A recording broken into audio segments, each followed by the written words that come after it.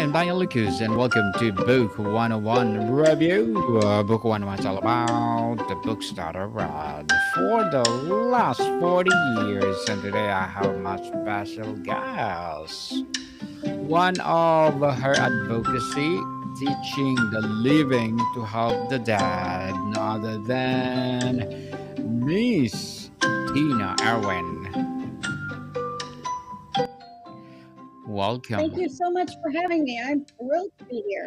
Welcome, Thank welcome. you. Yes, welcome, Miss Tina. And can you please introduce more about yourself that I missed? I have been studying the world of metaphysics for a very long time. And when you're studying things that you can't see or understand, you really have to also rely on science. And I did spend 20 years in the Navy. I retired at the commander level and I work for the submarine force. And so you get to understand that you have to be able to feel things. So I learned that everyone has varying levels of psychic ability. It's what keeps you alive. It's what enables you to sense that there's something wrong with your ship or your car or your child doesn't feel right to you or a situation is causing you alarm but you can't figure out what it is but you can feel it. So everyone has this ability. It's just some of us take it a little farther. And along the way, I realized that I could see or sense or hear ghosts, and that at first, I didn't have a clue what you do with them. And all the things that I read you're supposed to do didn't work. And I realized I needed to learn how to deal with these ghosts. And then I developed this enormous compassion for them when I realized what was really happening for them and what they needed.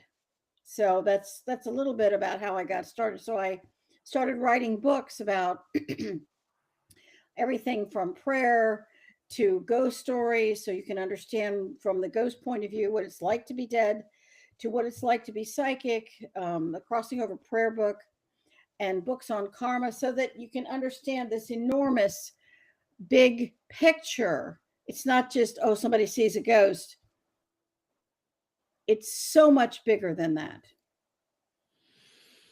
Hmm. Bigger than that. Thank you so much for sharing your knowledge and wisdom, Miss Tina, to the world. Helping those is something else.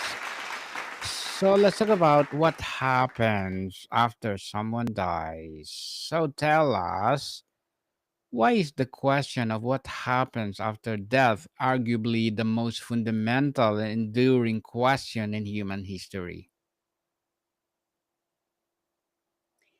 Well, this what I'm about to share is detailed very elegantly in the Tibetan Book of Living and Dying.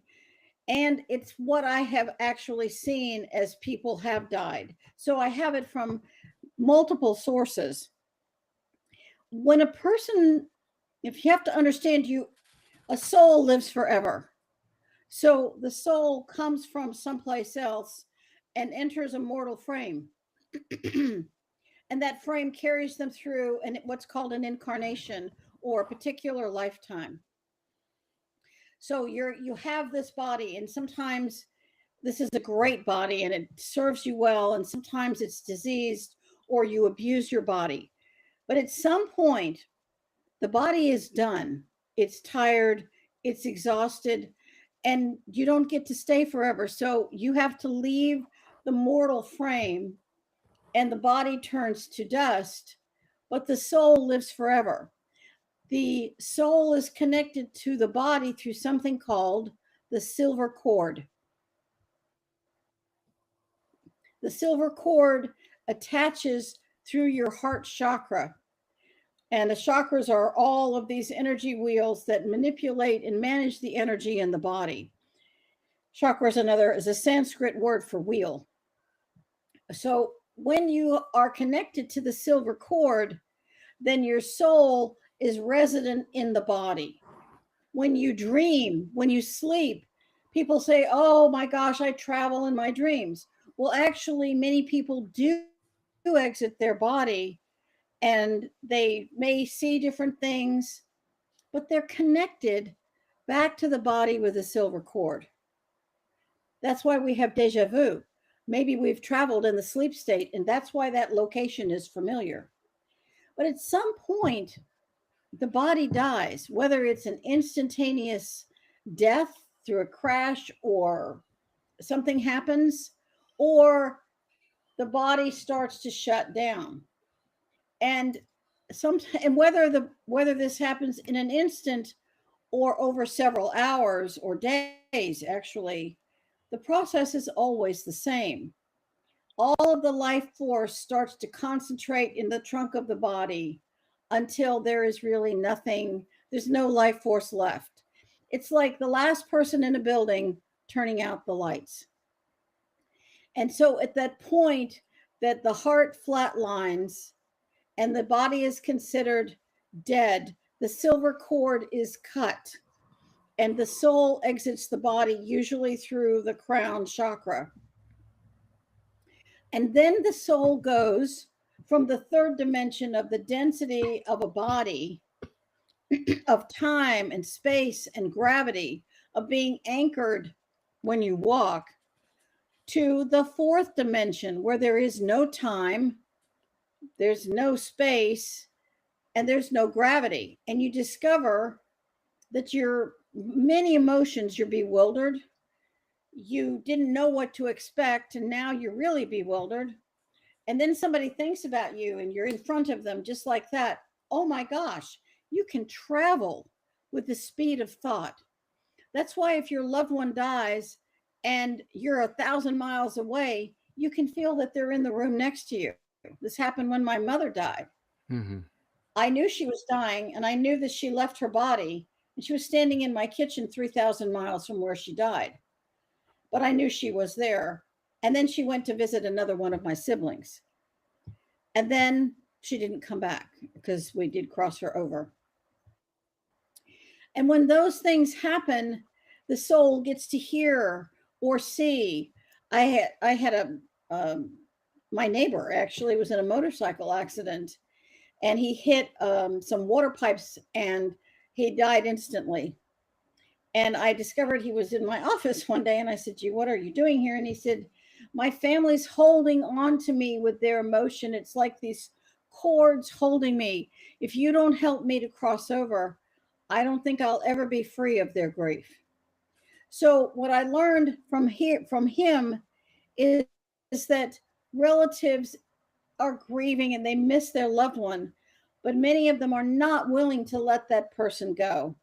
And when that happens, that's a really sad place to be because you're now perpetually experiencing in certain ways their grief. And people think somebody automatically goes to heaven. Well, there are some people who pass through the fourth dimension and they move right into the fifth and they're good to go. But some people, it's not that simple. What I would like to explain is that every person's death is as unique as their life, as unique as they are. And when your heart stops and you're no longer in the third dimension and you can't feel the earth, you have to adjust to where you are. So if you don't know what to do, because churches, religions don't tell you what to do at death, except the Tibetans, they're pretty good about that. They help the soul understand what they're supposed to do when death comes. But most other Western religions don't help people with that, which is unfortunate. And so most of the time, the light comes, and it's this amazing shaft of light, and you see it. But because no one explained to you that that's your ride home, you look at it and you're bewildered. If you were to walk close to it, what you would find is love like you can't even begin to imagine how an all encompassing and joyous this love is. as each step gets you closer to this light, you're more like floating to this light, you begin to feel it magnetically pull you. And when you step into this light, it's like this warm shower of peace and love come over you. No matter who you are or what you have done, everyone is welcomed home. Most of the time, I would say almost all the time, someone you either knew in this lifetime or have known from a previous lifetime welcomes you home. When my niece died, she was 6. She sat on the sofa and said, "Mommy, I feel hot." And she simply died right in front of my sister. And it was shocking that she left her body, and I ended up having to cross her over. And she didn't know what to do at death. She was just going to hang around her family and watch as all that she could see people in the emergency room working on her body. She could see her family in shock, and she was just going to stay with them. And I had the extremely difficult task of explaining to her that she was dead, but she actually knew that. And I said, "But we have to move you on." She said, "No, I'm just going to hang around here." And I said, "No, I'm sorry, you're not going to do that." So I brought in an angel to assist her and escort her into the light of the heaven world. And I got a brief glimpse that her grandfather met her, and he had this great big hug, and he just swept her up. She didn't even look back. She was so happy to be there. And it's a beautiful image that my sister and her husband and her daughter, their other daughter, can have,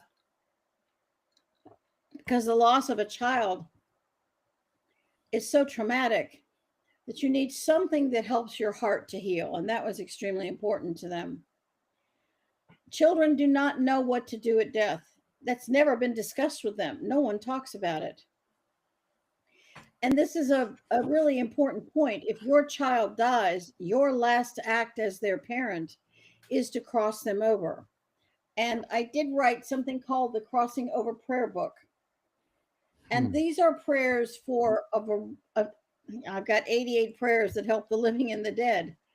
These prayers teach you, or you can use them to cross over any soul, whether they were murdered, took their own life, a child died, it's a mass casualty event.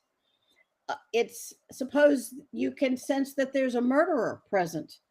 There's a prayer in there to cross over murderers. Now you might say, well, why would you do that? They deserve to go to hell.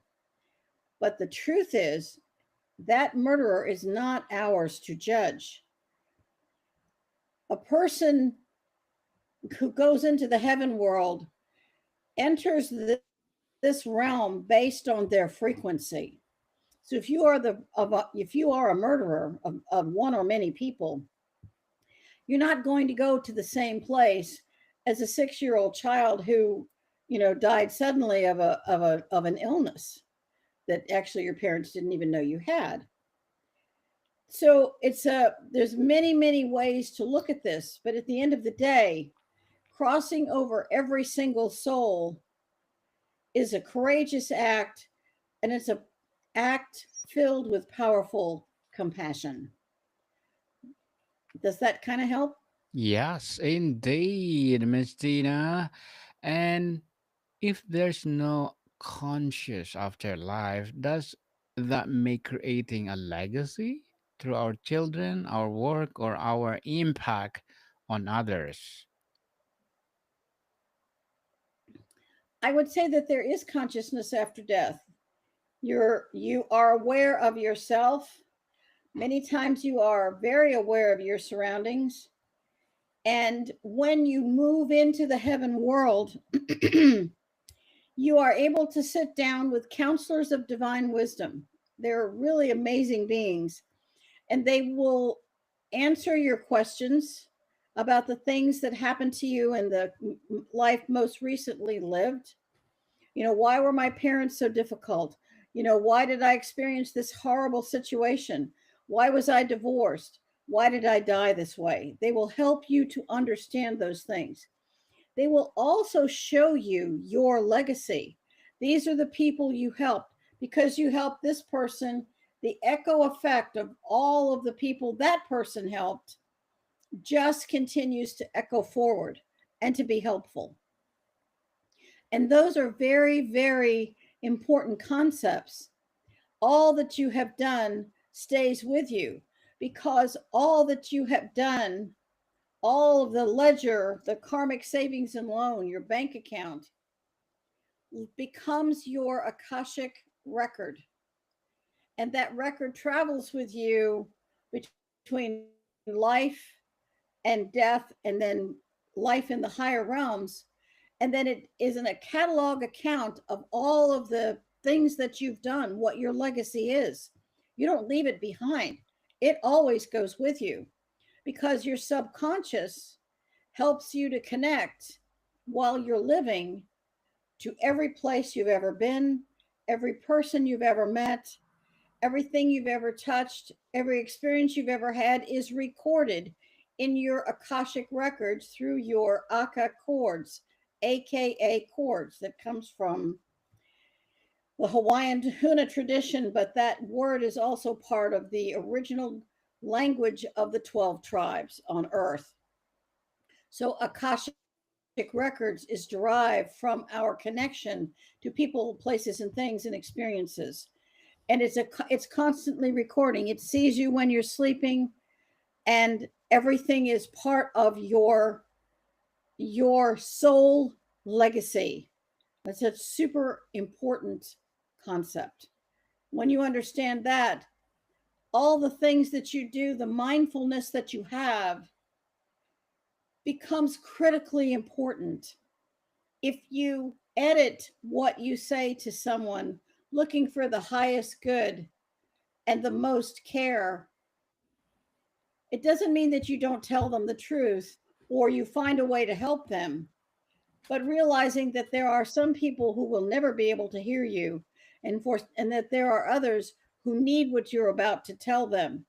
And having that level of discernment is going to be critically important. And that will reflect on this long term, centuries old record that we each carry with us. Miss Tina, what happens to the human body in the minutes, hours, and days after death? What is the understanding this biological process demystify death?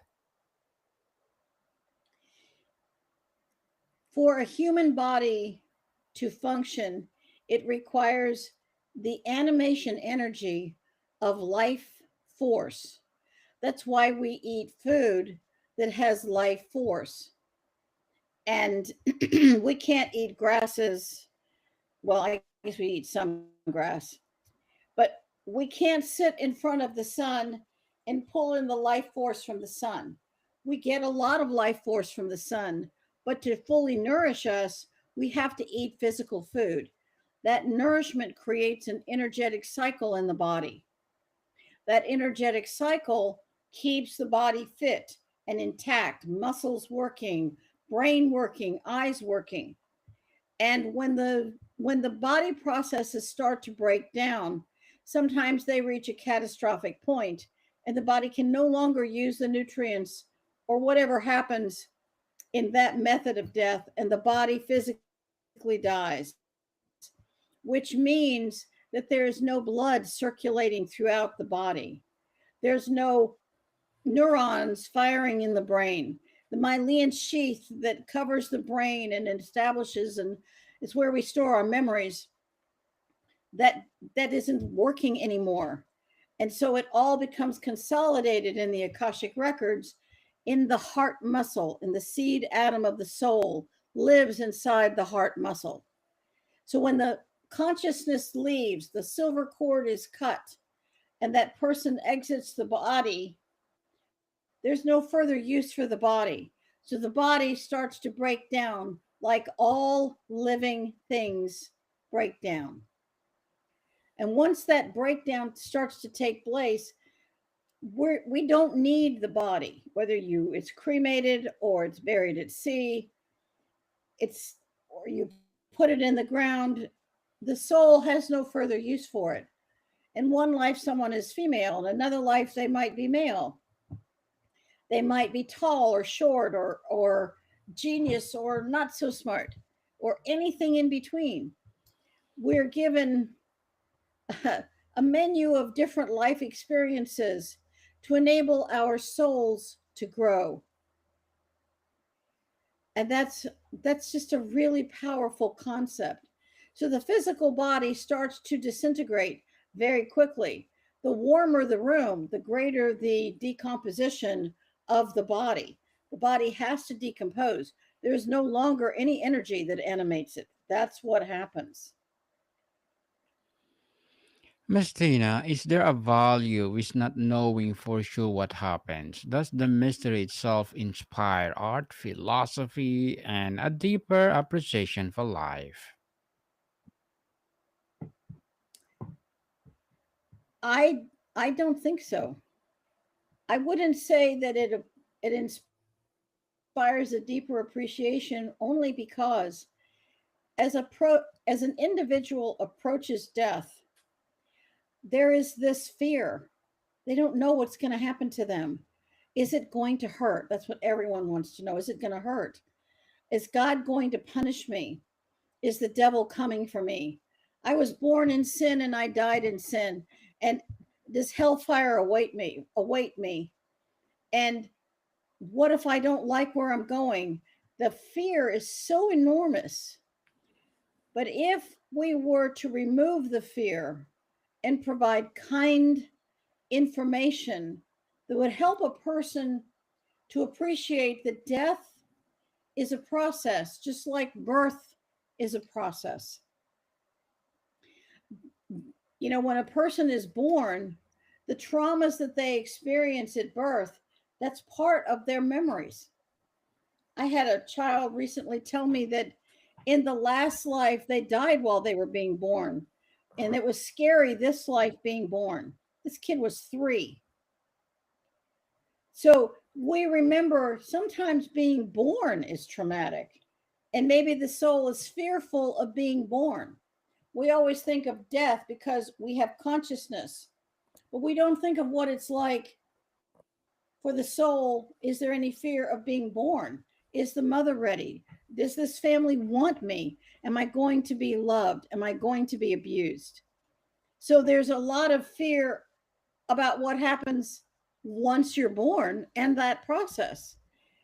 If we were to remove as much fear as possible, we would enable people to perhaps have a far more peaceful death and maybe a happier life without guilt or shame or fear. Happy life indeed. And Miss Tina, is it possible that all these different beliefs, scientific, religious, spiritual, are just different languages describing the same undescribable transition?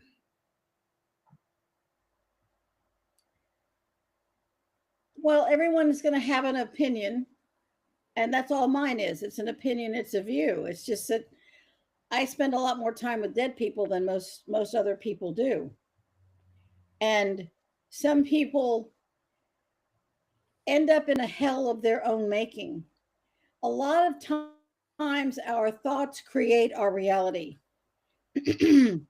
Had someone tell me that they always want to be invisible. And I said, "Well, if you want to be invisible, how are you going to have a successful business? If you want your business to be successful, you have to be known. So to be able to be known, you have to face changing your mindset. If you can change your mindset, you would you might you might have less fear, more business or more clients. You might actually be happier. So if your mindset is when I die, it's going to be a beautiful, miraculous experience. I'm going to see the light. I'm going to request angels.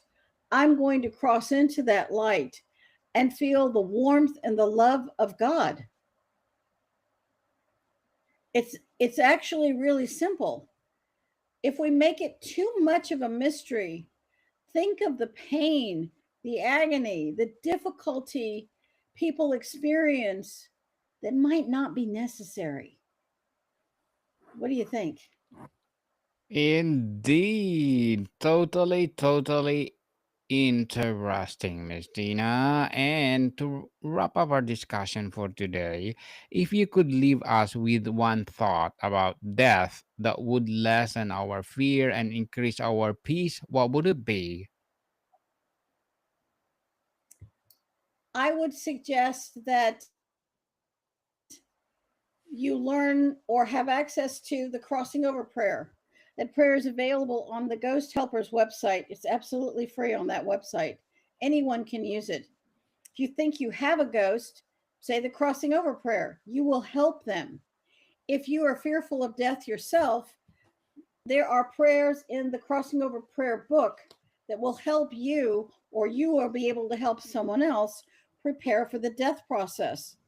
And remember that each of us are loved by God beyond measure. If that concept could live within you, that you are a person who is loved and you are lovable, and that when you think of yourself, be kind to yourself and extend that kindness to others. If that is your legacy, if it becomes a legacy you would like to have, you will change yourself and your world around you. If you know that death is coming, ask God to help you. Ask for angels to help you make that crossover in one glorious, beautiful moment, and look forward to the light of God embracing you. There are no mortal words to describe the beauty and the joy that awaits each of us at that crossover point. And I want to thank you for giving me an opportunity to share these thoughts. Yes, thank you, Miss Tina, for sharing your knowledge and wisdom to the world. So, can you please invite our listeners to support your advocacy, your business, or any projects that you're doing right now, or your book itself? I have 9 books out, everything from what to do if you're psychic and you need help, to how do I cross over a ghost, what is karma and how can it work for me. I have a book about grief. I have 3 books about what it's like to be dead, ghost stories from the ghost point of view. Check out these books and a lot of YouTube videos. Check those out. And it is my sincerest hope that something you have heard today or something you will read in these books will be of wonderful service to you or someone you love. And again, thank you so much for having me on your show. Yes, people, let's support Miss Tina Erwin because if you support her, for sure, more and more empowering books like this to come. So, Miss Tina, thank you so much for your time. Thank you. More to come, people. See you soon.